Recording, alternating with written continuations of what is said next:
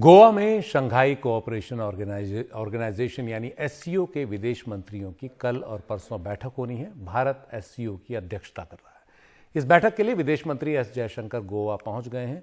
विदेश मंत्रियों की बैठक का क्या एजेंडा होगा, इसकी जानकारी दे रहे हैं हमारे सहयोगी उमाशंकर सिंह। गोवा का बिनौली शंघाई कोऑपरेशन ऑर्गेनाइजेशन के विदेश मंत्रियों की बैठक के लिए पूरी तरह से तैयार है। भारत एससीओ की अध्यक्षता कर रहा है और इसी सिलसिले में विदेश मंत्रियों की बैठक 4-5 मई को यहीं ताज एक्जोटिका होटल में होना है और इसके लिए यहाँ पूरी तरह से तैयारी की गई है। सुरक्षा संबंधी तमाम जो तैयारियां हैं वो कर ली गई हैं।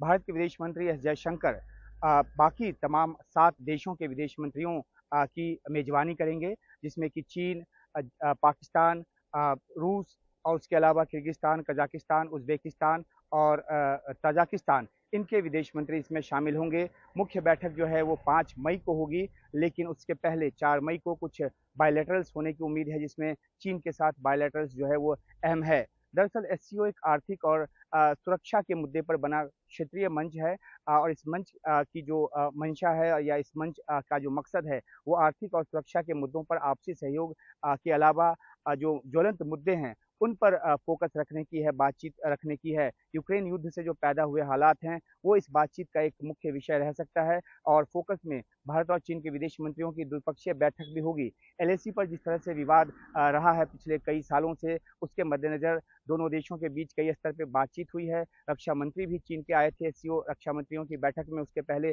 G20 जो बैठक हुई थी विदेश मंत्रियों की, उसमें चीन के विदेश मंत्री आए थे।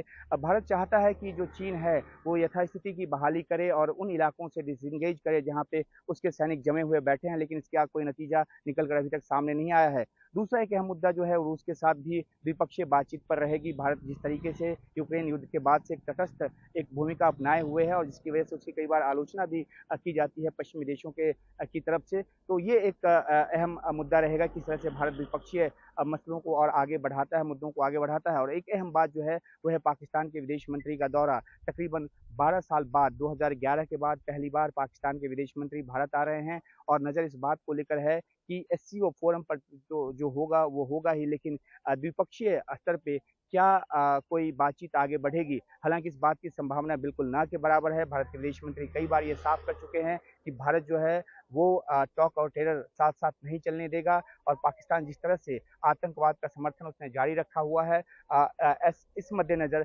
पाकिस्तान के साथ द्विपक्षीय बातचीत का भी कोई